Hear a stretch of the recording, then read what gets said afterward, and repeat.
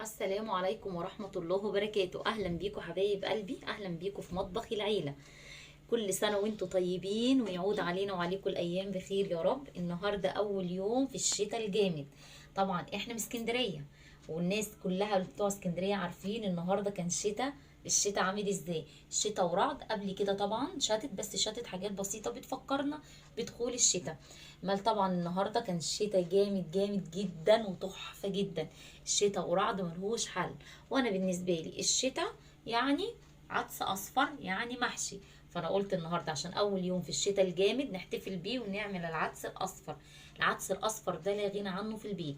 يعني انا ما بحب اجيب خزين بيتي، باول حاجه بجيبها في الخزين البيت بجيبها العدس. مش شرط في الشتاء، العدس ده لازم يكون موجود في بيتي باستمرار. آه كشري اصفر بقى، عدس اصفر. بصوا العدس ده من الحاجات الجميله الجميله جدا والسهله والسريعه جدا. يعني كان زمان يقولك لا ده احنا لازم من العدس ونصفيه. لا، مفيش الكلام ده كله. هاند بلندر دلوقتي، الخلاط، الحاجات السريعه دلوقتي بتسهل علينا كل الامور. طبعا العدس من الحاجات الجميله والسهله في عمايلها. هنعمل ازاي العدس الاصفر؟ معايا هنا نص كيلو من العدس الاصفر، انا غسلاه كويس جدا. العدس الاصفر لازم يتغسل كويس جدا عشان بينزل زي نشا كده. لونه لازم يبقى شفاف، يعني انا فضلت اغسل فيه لعند ما الميه بتاعته بقت شفافه قوي كده. ومعايا هنا بصل وتوم، معايا بصلايه ومعايا 4 فصوص توم. انا مش بحب التوم كتير، يعني بالنسبه لي ال4 فصوص توم دول كتير. انا بحب احط فص ولا اتنين. في طبعا ناس بتحب تحط 4 5 6 فصوص، طبعا براحة حضرتك اللي انت تحبيه حطيه. ومعايا هنا طماطمتين، ومعايا هنا جزرتين، ومعايا هنا بطاطسايه كبيره. في ناس مش بتحب تحط له بطاطس، بس انا بحب بصراحه احط له بطاطس. يعني الحاجات اللي في العدس بتديله قيمه غذائيه عاليه جدا، وبتديله قوام وطعم جميل جدا. يعني البطاطس بتديله قوام تقيل وفي نفس الوقت بتديله طعم جميل. وفي ناس، يعني انا جدتي الله يرحمها كانت بتحط له كوسه كمان، بتحط له جزر وبطاطس وطماطم وبصل وكوسه وتوم. يعني كل الخضار الجميل ده اما يتحط على العدس ويتسلق ويتضرب في الخلاط، شوفوا بقى هيطلع لنا نتيجة عاملة ازاي والطعم عامل ازاي. طبعا الخضار كله جميل، بس انا بصراحة النهاردة انا بحب احط له برده كوسة، بس انا ما عنديش كوسة. هعمل الحاجات اللي موجودة في البيت. طبعا العدس ده اقل تكاليف اقل مجهود. يعني بصوا بيتعمل في كلمة وما بيصرفش معانا كتير. نص كيلو العدس من 5 ل6 جنيه تقريبا. طبعا البطاطس من البيت، البصل، الثوم، سهل وسريع جدا. انا حاطه حله على النار. انا مش هشوح العدس الصح بيتعمل يا جماعه ما بيتشوحش طبعا. بيختلف الاراء او بيختلف من بيت لبيت او من دار لدار زي ما بيقولوا، كل دار وليها منظار.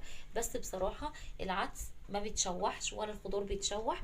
احنا بنحط العدس على الخضار وبيتسلق ني في ني، وبعد كده بنضربه في الخلاط. يلا بينا على الحله على النار ونشوف هنحط ايه. وهنا حبايب قلبي انا ممكن كنت حطيت الخضار وبعد كده نزلت عليه بالميه السخنه، بس انا بصراحه عايزه اسهلها على نفسي معقدهاش. يعني حطيت الميه تغلي في الحله، هنزل بالخضار الجميل ده اللي معايا كده. انا حطيت الجزر والطماطم، وهنزل بالبطاطس، وهنزل بالبصل والثوم. بصوا اسهل من كده طبعا مفيش. وهنزل هنا بالعدس. وهنا حبايب قلبي انا خلاص نزلت حطيت عليه ملح بس. العدس انا بحط له كمون وشطه وملح وفي رشه فلفل اسمر صغير. اكتر من كده انا مش بحط في العدس، ولا كزبره ولا اي حاجه. طبعا الدقه الحمراء او الشطه دي اختياري لو انت بتحبيه حراق.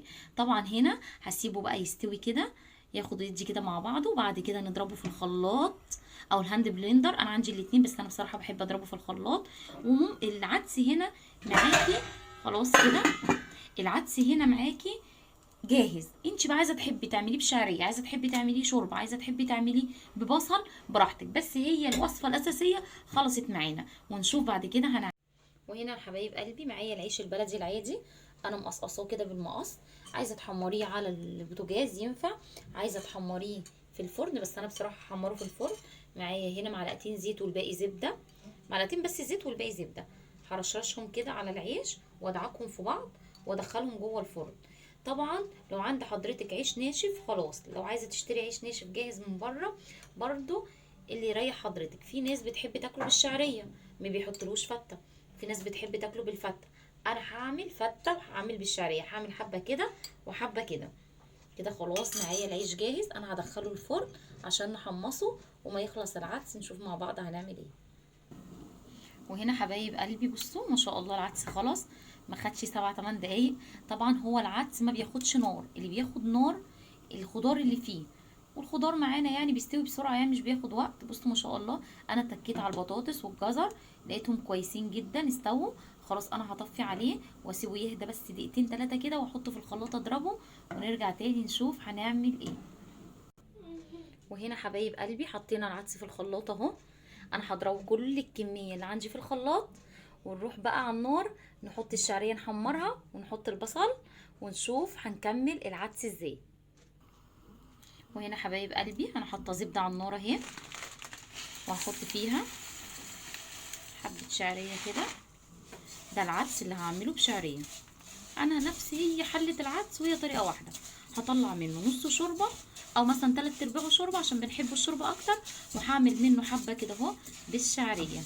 انا افضل بقى احمر في الشعريه كده اهو لعند ما تتحمر. وهنا حبايب قلبي بصوا لون الشعريه حمرتها كلها بقت لون واحد اهي. ما تخلوهاش فاتحه علشان ما تشربش العدس ويبقى معجن، يعني حاولوا اكننا هنعملوها شوربه نتكوا عليها شويه في التحمير هتبقى افضل بكتير. انا عايزه اوريكم شكل العدس بس بعد ما ضربته حطيته في حله كده عشان ياخد منه بقى. بصوا قوامه، بصوا جمال العدس، بصوا شكل العدس وجماله. بصوا ما شاء الله عملت لي حله كبيره، نص كيلو العدس عمل لي حله كبيره جدا. بصوا جمال العدس. انا ضربته في الخلاط وحطيته في حله كبيره كده عشان اعرف اعمل منه اللي انا عاوزاه. وهنا هنزل كده بالشكل ده.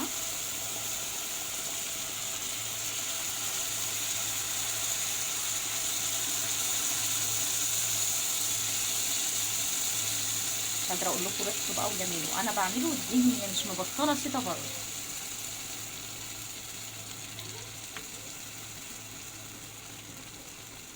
كده.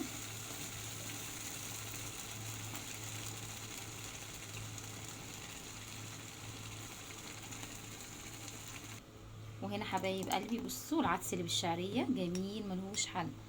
هنا هحط بس رشه فلفل اسمر واحط رشه كمون. بصوا بقى الدقه الجميله بتاعتنا الحراقه دي عشان احنا بنحبه حراق. طبعا دي اختياري او اجباري، اختياري مش اجباري انا اسفه.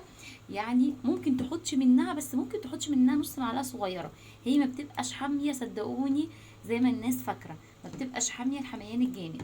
يعني ممكن تحطي ربع معلقه منها او نص معلقه بيحلي العدس وبيديله طعم قوي قوي جدا. يعني لو محدش بيحب الحاجه حراقه ممكن تحطي منها حاجه بسيطه جدا. هقلب كده اهوت. طبعا الدقه ديت او الشطه دي بيبقى فيها ملح، فانا كده مش هحط ملح الا لما ادوق العدس بتاعي عايز ملح ولا لا. كده خلاص العدس معايا ياخد غلوتين المكرونه تستوي فيه وهطفي عليه. بصوا جماله حاجه كده وريحته مش قادره اقول لكم على جماله وريحته ملهاش حل. نشوف بقى العدس بشوربه هنعمله ازاي. وفي حله على النار فاضيه كده هخرط البصله بالشكل ده واحط لها برده معلقتين زبده او سمنه. طبعا العدس عايز زبده او سمنه فلاحي او سمنه بلدي وتتحط كده اهو بتديله طعم ملوش حل. السمنه الفلاحي او الزبده او السمنه البلدي بتبقى افضل بكتير في العدس. احنا مش بنحب ناكل جنب العدس اي حاجه، يعني في ناس بتحب تعمل اكل جنب العدس، انا مش بحب اعمل، بحب العدس بس كده اهو علشان خاطر فيه قيمه غذائيه عاليه جدا وفيه كل الخضار، وطبعا لا يعلى عليه العدس الاصفر، فطبعا بيبقى جميل جدا مش مستاهل نعمل اي حاجه جنبه.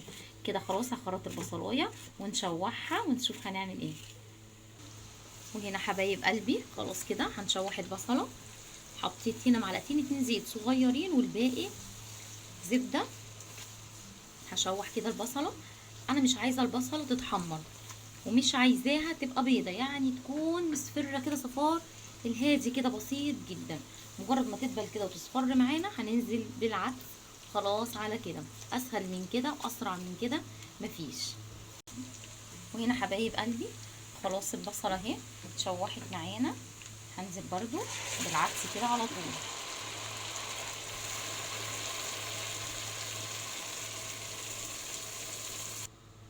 وهنا حبايب قلبي هحط له معلقتين كده دقه او شطه، معلقه كمون. طبعا مش بحط ملح علشان الدقه دي فيها ملح، ورشه فلفل اسمر. انا مش بحب احط له اكتر من كده، يبقى دقه وفلفل اسمر ومعلقه كمون. الاساسي فيه الكمون والملح والشطه، طبعا الشطه دي اختياري، ورشه فلفل الاسمر كده عشان انا بحب احط لكل حاجه فلفل اسمر. طبعا كل ده مجرد ما يغلي هيفك معانا الكمون والفلفل اللي احنا حطيناه والدقه. بص القوام بقى بتاعه، بص لونه. طبعا الحاجات اللي مكلكعه فيه دي شويه الكمون مطرح ما حطيناه والفلفل الاسمر. انا ساعات انا يعني مش ساعات، انا اكتر الوقت بضربه في الخلاط، يعني لما باجي اضربه في الخلاط بحط له الفلفل الاسمر والكمون في الخلاط، بس عشان يعني ما وريتها لكمش في الفيديو حبيت احطها قدامكم. انا مش بحط له كزبره ولا بحط له بصل بودر ولا توم بودر ولا بهارات ولا اي حاجه. في ناس بتحب تحط له مرقه، المرقه جميله جدا طبعا.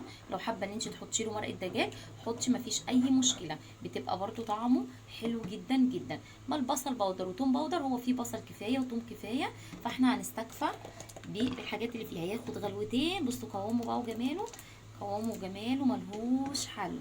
بصوا الشكل، بصوا شكله. طبعا ياخد غلوتين وهنطفي عليه وبعد كده نغرفه مع بعض. وهنا حبايب قلبي معايا 3 فصوص توم كده دقيتهم كويس، ومعلقتين 3 زبده كده هشوحهم، وهنزل عليهم بمعلقتين خل. ده اللي حابب يعمله بدقه، ده اللي حابب يعمله بدقه. انا بصراحه مش باكله بدقه بس جوزي بيحبه جدا، فانا عاملاه عشان خاطره. وهنا حبايب قلبي بصوا العدس وجماله، بصوا لونه، بصوا ما شاء الله تحفه ملهوش حل. والله العظيم مش بس شكله ولا عمايله، ريحته وطعمه رهيب رهيب رهيب، يعني حاجه كده في منتهى الجمال. بصوا الجمال، بصوا قوامه، بصوا قوامه، بصوا لونه. انا طبعا ما ضفتش عليه اي حاجه غير الجزر والطماطم والبطاطس والبصل والثوم، بس حطيت له حته دقه. ومن وانا كده هوت بخلص بحب احط له حته دقه عشان احنا مش بنحبه يعني بس كده شويه، لازم يبقى فيه يعني سنه حميان.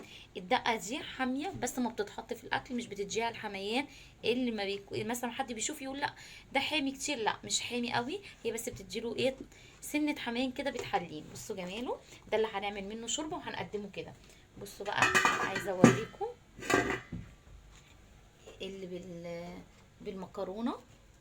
يعني انا عملت، احنا بنفضل اللي بالشوربه اكتر، بس انا حبيت اوريكم الطريقتين. بصوا جماله اللي بالمكرونه، طبعا عشان قعد المكرونه تخنت فيه، بس هو كده بيتاكل كده، بيتاكل تقيل مش بيتاكل خفيف عشان هو مش شوربه. مش قادره اقول لكم بقى ريحته والله العظيم في منتهى الجمال. يلا بقى بينا نغرف ونقدمه مع بعض.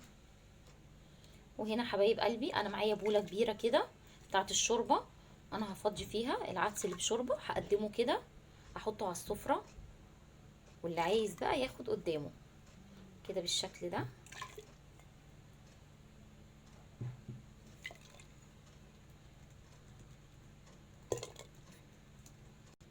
وهنا حبايب قلبي سامعين صوت العيش ده اللي حمرناه في الفرن، ده العيش البلدي اللي عندنا. انا دهنته كده زي سمنه على زيت ودخلته الفرن وحطيته شويه. بصوا سامعين صوته جميل ازاي. بصوا انا كده حطيته بالشكل ده. هنا ده التومه بالملح وبالخل، بس انا هحط هنا معلقتين كده اهو هطعمه عشان جوزي بيحب فتة التوم ده، فتة العدس. طبعا في عدس بيتعمل من غير توم، يعني انا ممكن اعمل فتة عدس وهعمل طبق فعلا كده من غير توم. بصوا شكله حاجة كده خرافة. فتة العدس دي بقى ملهاش حل، بتكوني بردانة او تعبانة، الفتة العدس دي او العدس ده بيطلع كل التعب اللي عندك. بصوا شكله كده. هزينه بقى بشوية عيش كده على الحروف كده بالشكل ده.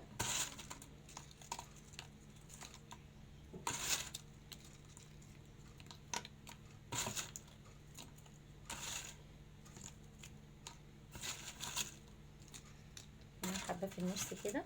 ومعانا كده فتة العدس جاهزه.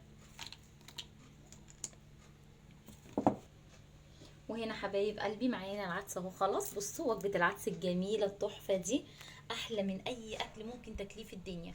وجبه لا مكلفه مجهود، ولا مكلفه فلوس، ولا مكلفه وقت، ولا مكلفه اي حاجه، زائد انها حكايه ووهم الوهم زي ما بيقولوا، ريحه وطعم مش قادره اقول لكم.